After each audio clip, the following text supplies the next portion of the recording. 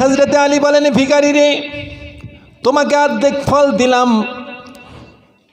তুমি আরো অর্ধেক চাও, তোমার কি দিলে একটু রহম নাই?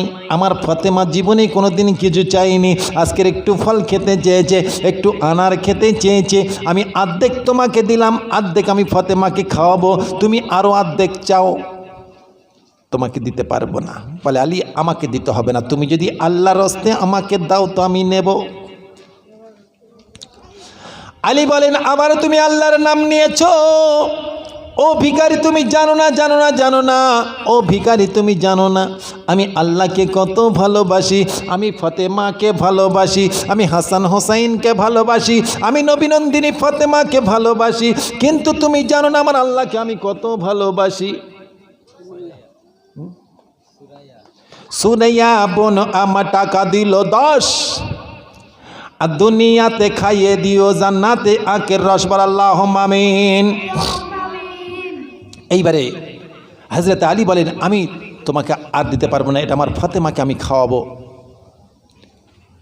ভিখারি বলছে, আমাকে দিতে হবে না, তুমি যদি আল্লাহর রাস্তে আমাকে দাও তো আমি নেব।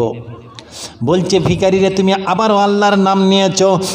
ও ভিখারি, তুমি জানো না আমি আমার ফাতেমাকে কত ভালোবাসি, আমি আল্লাহ রসুলকে ভালোবাসি, আমি হাসান হোসেনকে ভালোবাসি, তুমি জানো না আমি আমার আল্লাহকে কত ভালোবাসি, তুমি আল্লাহর নাম নিয়েছ, এই নাও আরও অর্ধেক ফল তুমি খাও। আরও অর্ধেক ফল দিয়ে দিলাম, আরও অর্ধেক ফল দিয়ে দিলেন, পুরো ফলটি দান করে দিলেন।